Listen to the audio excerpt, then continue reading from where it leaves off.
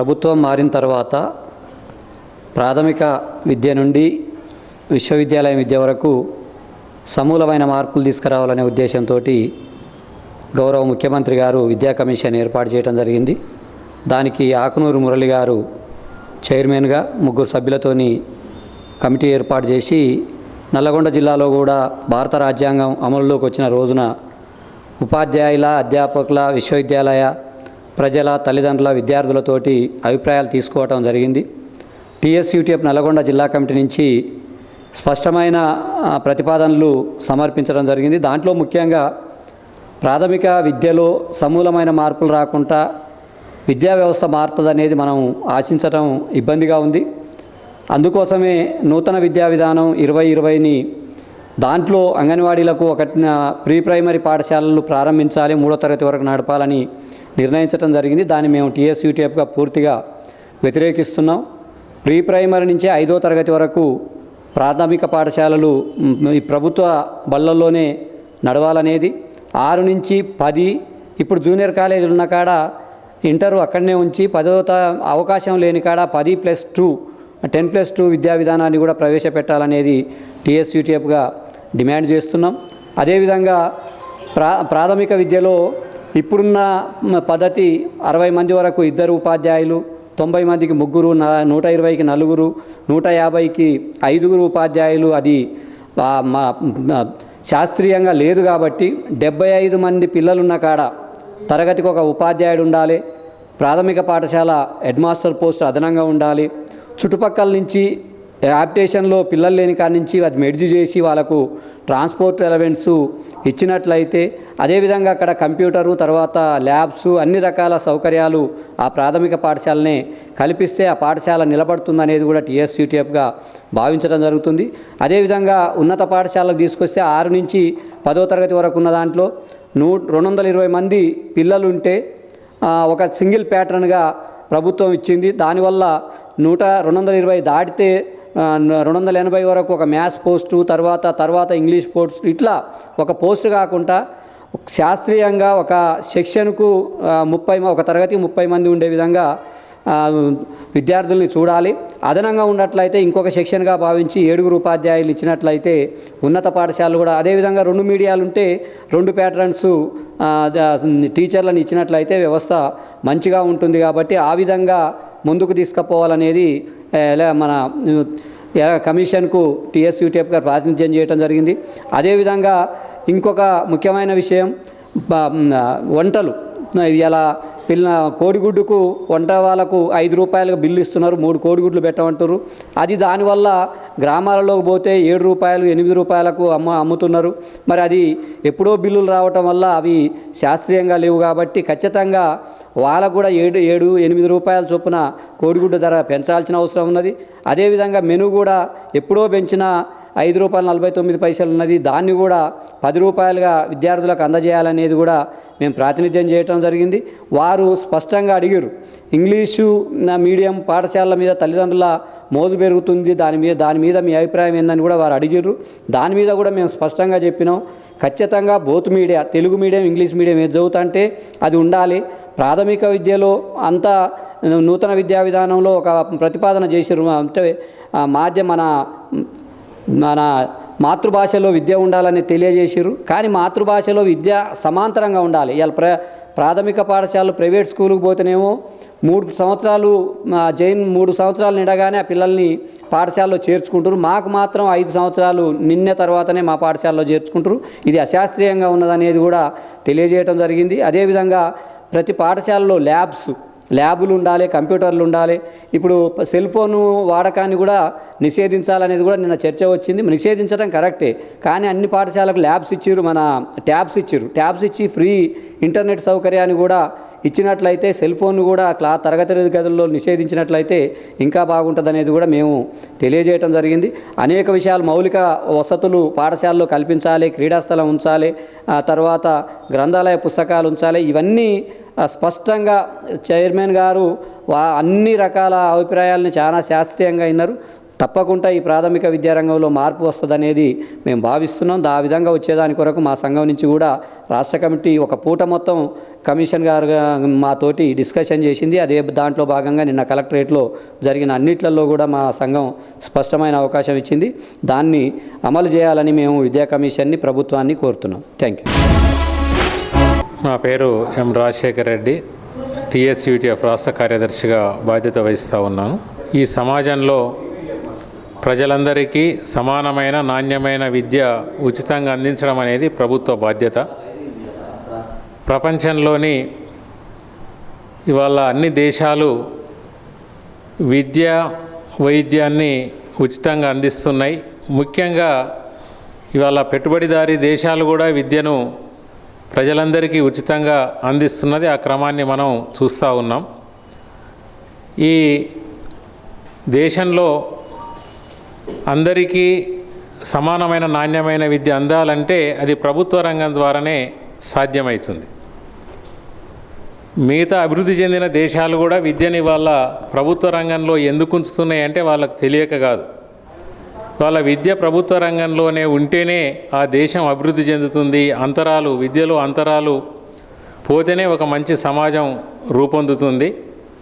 కానీ దానికి భిన్నంగా మన దేశంలో విద్య వైద్యం మీదనే ఎక్కువ వ్యాపారం జరుగుతూ ఉంది. అంటే ఒక కుటుంబానికి చాలా ముఖ్యమైనది తల్లిదండ్రులు తమ పిల్లల్ని మంచిగా చదివించుకోవాలని అనుకుంటున్నారు. కానీ మంచి చదువు అంటే ఎక్కడనేది కూడా ఇవాళ ఒక ప్రశ్నగా మారింది.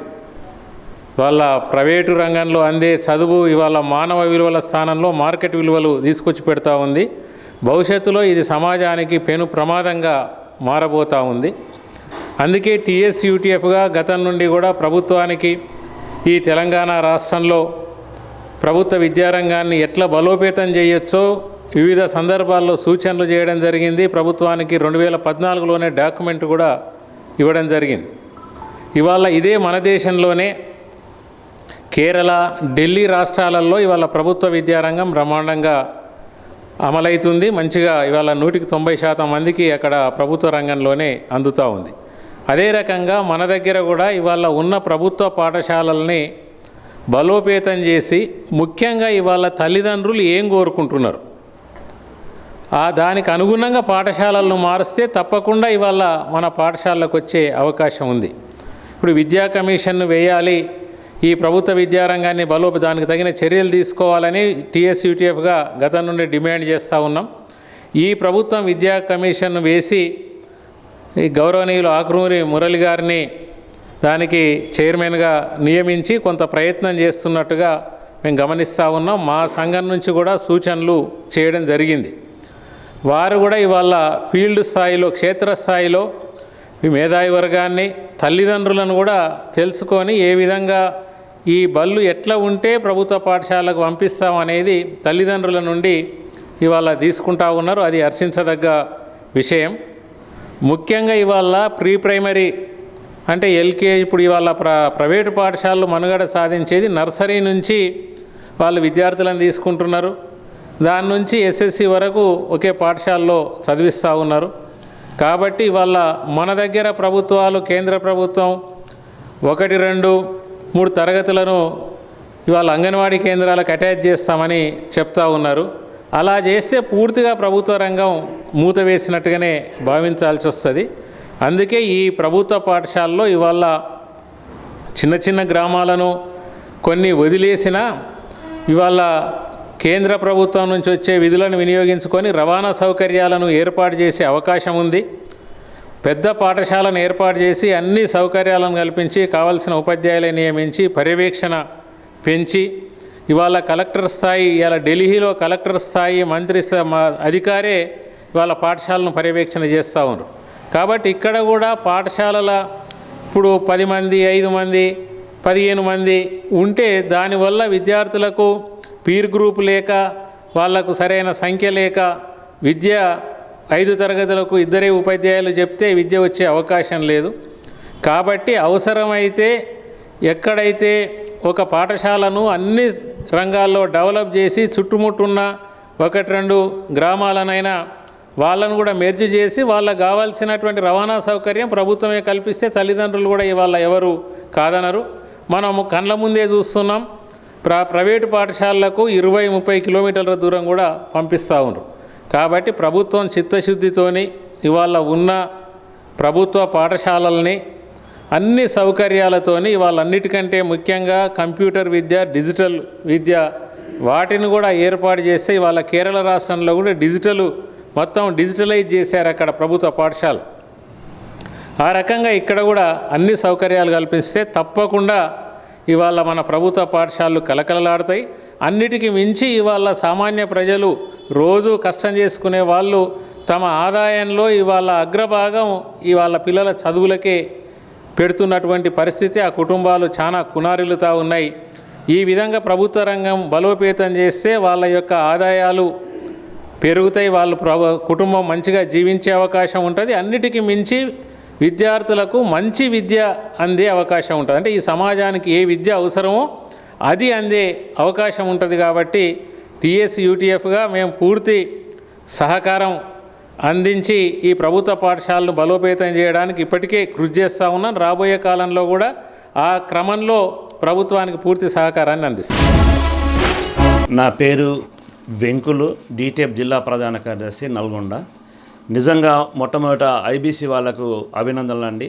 రాష్ట్రంలో ఉన్నటువంటి విద్యను బలోపేతం చేయడానికి మీ వంతుగా సహాయసహకారాలు అందించినటువంటి వారికి. అయితే ఇక్కడ మనకు తెలంగాణ రాష్ట్రం ఏర్పడిన కానించి 10 సంవత్సరాలు అవుతున్నప్పటికీ కూడా ఇంతవరకు కూడా మన విద్యారంగం మీద ఒక రివ్యూ మీటింగ్ జరగలేదు 10 సంవత్సరాల కాలంలో పాత ప్రభుత్వం ఉన్నటువంటి. సరే, ఇవాళ వచ్చినట్టు కొత్త ప్రభుత్వంగా ఉన్నటువంటి ప్రభుత్వము ఇటీవలే ఒక రాష్ట్ర తరపు నుంచి విద్యా కమిషన్ నిర్మించి వాటి ద్వారా ఒక బలోపేతం చేసే ప్రయత్నం చేస్తున్నది. దాన్ని స్వాగతిస్తున్నాము. అయినప్పటికీ కూడా ప్రభుత్వ పాఠశాలలు బలోపేతం కావాలంటే మొట్టమొదటిగా ప్రభుత్వ పాఠశాలలో పూర్తిగా మౌలిక సదుపాయాలు అందించగలగాలి. మౌలిక సదుపాయాలు అంటే ప్రైవేటు బడిలో ఏవైతే బాత్రూమ్లు, లెట్రిన్లు, వాటర్ సప్లైలు ఏదైతే శుభ్రంగా నాణ్యంగా ఉంటాయో అదేవిధంగా ఇక్కడ కూడా ప్రభుత్వ పాఠశాలలో అన్ని పాఠశాలలో బాత్రూమ్లు ఉండాలి, లెట్రిన్స్ రూమ్లు ఉండాలి, వాటర్ ట్యాంకులు ఉండాలి, మంచినీళ్ళు, నాణ్యమైన మంచినీళ్ళు ఉండాలి, ఫిల్టర్ వాటర్ ఉండాలి. అవి ఉన్నట్టయితేనే పిల్లగాళ్ళు ఆరోగ్యంగా ఉండి ప్రభుత్వ పాఠశాలలకు ఎక్కువ పంపే పరిస్థితి ఉంటుంది. కాబట్టి వీటి మీద ఎక్కువ ఫోకస్ చేయాలి. అంతేకాకుండా ఇంకా ఈ పాఠశాలలో, ప్రభుత్వ పాఠశాలలో ఒక స్కావెంజర్స్ లేరు, ఒక స్వీపర్స్ లేరు. ఇంతవరకు కూడా ఖచ్చితంగా వాళ్ళని ఏర్పాటు చేయవలసిన అవసరం ఉన్నది. ఈ ఎస్ఎంసీ కమిటీ అనే పేరు చెప్పుకొని వాళ్ళకి మీద వీళ్ళు ప్రభుత్వం మీద వాళ్ళు దాని నెపం నెట్టేసి స్కావెంజర్ లేకుండా చేస్తున్నారు. స్కావెంజర్ లేకపోవడం వల్ల మౌలికంగా విద్యార్థులు అనారోగ్యం పాలవుతారు. కాబట్టి అందువల్ల ప్రభుత్వాన్ని పాఠశాలకు దూరం అవుతున్నారు. దీన్ని మెరుగుపరచాల్సిన అవసరం ఉంటుంది. అట్లాగే మధ్యాహ్న భోజనం ఏర్పాటు చేస్తున్న సందర్భంలో ఒక నాణ్యమైనటువంటి భోజనాన్ని అందించగలగాలి. ఇక్కడ పురుగులు పట్టిన బియ్యం కానీ సరైనటువంటి అరకొర కూరలు ఎందుకు ఉంటున్నారంటే వాళ్ళకు సరైనటువంటి డబ్బులు ఇవ్వకపోవడం, సరైన సకాలంలో జీతాలు ఇవ్వకపోవడం, సరిపోయిన జీతాలు ఇవ్వకపోవడం వల్ల ఆ కార్మికులకు వాళ్ళకు సరిపడక ఇవన్నీ కూడా ఈ రుణాలు వనరులను సమకూర్చకుండా ఆర్థికంగా వాళ్ళని బలిపుష్టం చేయకుండా ఇష్టం వచ్చినట్టుగా ఇబ్బడి ఏదో నడిపిస్తున్నామని చెప్పి మాత్రం నడిపిస్తున్న మధ్యాహ్న భోజనాన్ని, ఎండిఎం మీల్స్ని మాత్రము ఖచ్చితంగా విద్యార్థులకు ఉదయం నుంచి బడికి రాగానే ఒక అల్పాహారం ఇవ్వగలగాలి, పాలన్న ఇవ్వగలగాలి. అలా ఇచ్చిన తర్వాత మధ్యాహ్న భోజనాన్ని, నాణ్యమైన భోజనం అందించాలి. అట్లాగే సాయంత్రం పూట విద్యార్థులు ఇంటికి పోయేటప్పుడు ఒక స్నాక్స్ అందియగలగాలి. ఆ స్నాక్స్ అది బిస్కెట్లు కావచ్చు, పండ్లు, పలహారాలు ఏవైనా కావచ్చు, వాటిని అందించగలిగితే బాగుంటుందని చెప్పేసి అట్లా అయితేనే ప్రైవేట్ పాఠశాలకు దీటుగా ప్రభుత్వ పాఠశాలలు మెరుగైనటువంటి పాఠశాలలు పెరిగి విద్యార్థులు పెరిగి పాఠశాలలు బలోపేతం అవుతాయని చెప్పేసి ఆశిస్తున్నాం. ఇంకా ఈ యొక్క ప్రభుత్వ పాఠశాలల్లో ప్రాథమిక విద్య ఏదైతే ఉందో పూర్వపు విద్యా విధానం అనేది లేకుండా పోయినది. దాన్ని అమలు చేయవలసిన అవసరం ఉన్నది. పూర్వ విద్య ఉండటం వల్ల ఈ అంగన్వాడీ టీచర్లను బలోపేతం చేసుకుంటే అంగన్వాడీ టీచర్లు, అంగన్వాడీలో చదివినటువంటి యొక్క పిల్లలు ఏవైతే ఉన్నారో ఖచ్చితంగా ప్రభుత్వ పాఠశాలలకి రావడానికి కోసము ఒక నిబంధననైనా ఏర్పాటు చేసుకుంటే ప్రభుత్వ పాఠశాలలు బాగుపడతాయని చెప్పేసి నేను ఆశిస్తున్నాను. అట్లాగే ఉపాధ్యాయులను నియమించడంలో ఇటీవల ఈ కొత్త ప్రభుత్వం వచ్చిన తర్వాత ప్రమోషన్లు ట్రాన్స్ఫర్లు జరిగిన తర్వాత కొత్త రిక్రూట్మెంట్ అయింది. అంచేత ప్రాథమిక ఉన్నత అప్పర్ ప్రైమరీ స్కూళ్ళలో అంత ఫుల్ఫిల్ అయినారు. కానీ ఇంటర్మీడియట్ కానీ డిగ్రీ కానీ యూనివర్సిటీలలో కానీ ఒక 250 మంది ఉండవలసినటువంటి ఒక యూనివర్సిటీలోని యొక్క ప్రొఫెసర్లు కేవలము రెగ్యులర్ వాళ్ళు ఒక 10-12 మంది ఉండటం వల్ల అందరూ కూడా కాంట్రాక్ట్ లెవెల్లో లేదా ఇంకోటి లెవెల్లో గెస్ట్ ఫ్యాకల్టీ లెవెల్లతోటి ఉంటున్నారు. అట్లా కాకుండా ప్రైవేటు డిగ్రీ యూనివర్సిటీలు అయితే ఏ విధంగా ఫుల్ ప్లేట్స్ తోటి ప్రొఫెషనల్ లెక్చరర్ సిబ్బందిని ఇచ్చిన్నదో అట్లాగే ఇచ్చినట్టయితే ఇక్కడ టాప్ టు బాటం వరకు ప్రాథమిక దశ నుంచి విశ్వవిద్యాలయం వరకు కూడా ఈ రాష్ట్రంలో విద్య మెరుగుపడే అవకాశం ఉంటుంది. కాబట్టి ఆ ప్రయత్నం చేయాలని చెప్పేసి కోరుతున్నాము. అంతేకాకుండా ఇవాళ మనకు బడ్జెట్లో ఖచ్చితంగా 20% కేటాయించాలి. కేటాయించిన నిధులను సక్రమంగా వినియోగం చేయాలి. అవి కేవలం ప్రభుత్వ పాఠశాలల యొక్క డెవలప్మెంట్కు మాత్రమే, అభివృద్ధికి మాత్రమే ఉపయోగపడాలి. కానీ మళ్ళీ ఆ నిధులను ప్రైవేటు కళాశాలకు ప్రైవేటు వాటిని నిర్మించడం కోసము చేస్తున్నటువంటి సందర్భాలు ఉన్నాయి. అవి మానుకుంటే విద్యా విధానం ముందుకు పోయే అవకాశం ఉంటుంది. అట్లాగే మనకి ఇక్కడ ఈ యొక్క హేతుబద్ధీకరణ అనే యొక్క కార్యక్రమం ఉన్నది. పిల్లలు లేరనే యొక్క నెపంతో పాఠశాలను మూసివేయడము, పంతులు లేరనే యొక్క కారణంతో పాఠశాలలు మూసివేయడం అనేది రాజ్యాంగపరంగా చాలా విరుద్ధమైనటువంటిది. రాజ్యాంగం మనకి ఏం చెప్తుంది అంటే ఆ ఊరిలో ఉన్నటువంటి పిల్లగాళ్ళు ఒక్కరికైనా ఇద్దరికైనా కానీ ప్రభుత్వ పాఠశాల ద్వారానే విద్యను అందించాలనే ఒక నియమం ఉన్నది. అట్లా హేతుబద్ధీకరణ పిల్లలు లేరనే నెపంతో కాదు. పిల్లలు ఎందుకు లేరంటే ఆ ఊళ్ళో ఉదాహరణకి నేను చేస్తున్నటువంటి బడి ఈదులూరులో ప్రాథమిక పాఠశాలలో 40 మంది ఉంటారు. అక్కడే పక్కనే ప్రాథమిక పాఠశాలకు ఆనుకొని ఒక ప్రైవేట్ పాఠశాలను అనుమతి ఇవ్వడం వల్ల అందులో 350 మంది పిల్లలు 1 నుంచి 5వ తరగతి పిల్లలు ఉంటున్నారు. అది ఎట్లా సాధ్యమవుతుంది? ఆ ఊరిలో పిల్లలు ఉన్నారు కానీ బడి పక్కనే, ప్రభుత్వ బడి పక్కనే మరి ఒక ప్రైవేట్ బడికి అనుమతి, ఒక నియమ నిబంధన ఏముంది మనకు, 1 కిలోమీటర్ దూరంలో టౌన్లోనైతే 1 కిలోమీటర్ దూరంలో ఉన్నటువంటి ప్రభుత్వ పాఠశాలకు ఆ కిలోమీటర్ దూరంలో ప్రైవేట్ పాఠశాలను ఏర్పాటు చేసుకునే నిబంధన ఉన్నది. అట్లాగే గ్రామీణ ప్రాంతాలలో కనీసం ఒక 3 కిలోమీటర్ల 5 కిలోమీటర్ల దూరం అన్న డిస్టెన్స్ ఉండాలనే నియమం ఉన్నది. ఆ నియమాలన్నీ కూడా తుంగలో దొక్కేసి ప్రభుత్వం ఒక ప్రైవేటు పాఠశాలలకు తెరుచుకోవడానికి ఊతమిస్తున్న సందర్భం. ఇది మానుకుంటే ఆ పాఠశాలలకు ఇబ్బడిగా పర్మిషన్లు ఇవ్వకుండా వదిలివేస్తే గవర్నమెంట్ ఆ ప్రైవేటు వాళ్ళని మనం దూరంగా చేసినట్టయితే ప్రభుత్వ పాఠశాలలు బాగుపడే అవకాశం ఉంటున్నది. ఈ హేతుబద్ధీకరణ కూడా మానుకోవాలి. అది మానుకుంటేనే ఇవాళ విద్య మెరుగైనటువంటి విద్య అందించే పరిస్థితి ఉన్నది.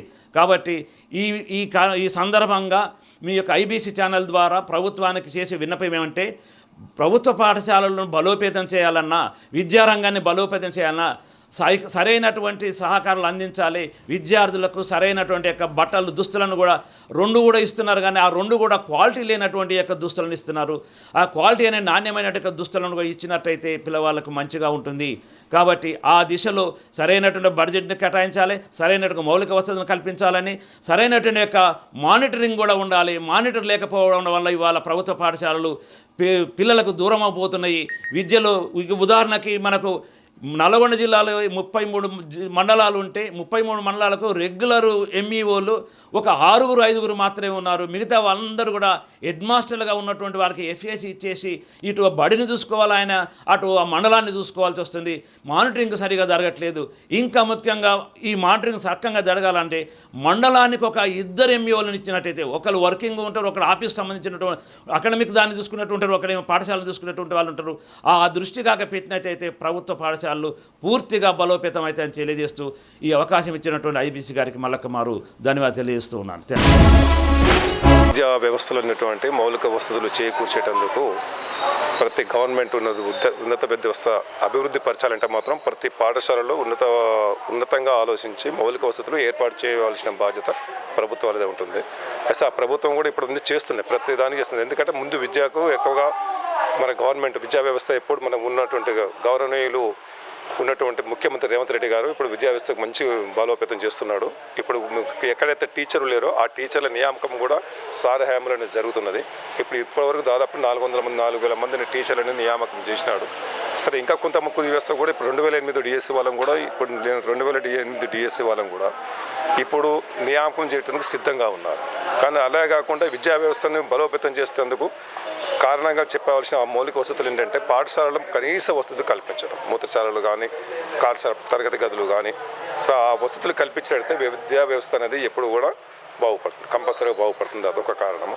రెండవది ఏంటంటే దీనికి తగ్గట్టుగా నాయకులు కానీ, రాజకీయ నాయకులు కానీ, విద్యా వ్యవస్థలో ఉన్నటువంటి ఉన్నత సంబంధించిన వ్యక్తులు కానీ వాళ్ళందరూ తప్పనిసరిగా ఈ పాఠశాలల వనరులకు ప్రోత్సహించాలి చేయాలి. కొంతమంది ఎమ్మెల్యేలు, ఎంపీలు కూడా విద్యా వ్యవస్థ తన అనుకూలమైన ఎన్ఆర్ఐలు కూడా మనకు ఎక్కువగా సపోర్ట్ చేయడం, వారికి కావాల్సిన స్కూళ్ళలో మౌలిక వసతులు కల్పించడం, వాళ్ళ పేర్లు, వాళ్ళ ముందు పేర్లు కానీ, వాళ్ళ ఫాదర్ పేర్లు కానీ, నాన్న పేర్లు కానీ వారితోని పేర్లు పెట్టి విద్యా వ్యవస్థకు కావాల్సిన వస్తువులు కల్పించడం. కొంతమంది రీసెంట్గా చాలామంది విద్యా వ్యవస్థకు ఏం చేస్తున్నారంటే పిల్లలు కనీస వసతులు కల్పించి వారికి బూట్లు ఇవ్వడం కానీ, కనీసం నూతన వస్త్రాలు ఇవ్వడం కానీ, తరగతి గదులు ఉన్న పుస్తకాలు ఇప్పించడం కానీ ఆయన చేస్తున్నారు. ఇట్లా చేసినట్టయితే కార్యక్రమంలో ముందు తరాల వారికి ఎక్కువగా నాణ్యత అనేది చేకూరుతుంది. తర్వాత విద్యా వ్యవస్థలో మార్పులు అనేవి సంభవిస్తున్నాయి. అలాగే టీచర్లు ఎక్కువ రిక్రూట్మెంట్ చేయడం వల్ల విద్యా వ్యవస్థలో ఏంటంటే టీచర్లు ఎక్కువ రిక్రూట్మెంట్ చేయడం వల్ల పిల్లలు కనీస వసతులు కల్పించి పాఠశాలకు వచ్చే రీతిగా జరపడం. తర్వాత ఇప్పుడు కొన్ని గ్రామాలలో వసతులు లేనందువల్ల ఈ ఆటోలు కానీ, బస్సులు కానీ అది ఒక్కటి ఏర్పాటు చేసినట్టయితే తప్పనిసరిగా ఇంకా ఎక్కువ మెరుగుపరచడానికి దోహదకారిగా అవుతుందని చెప్పి నా అభిప్రాయం.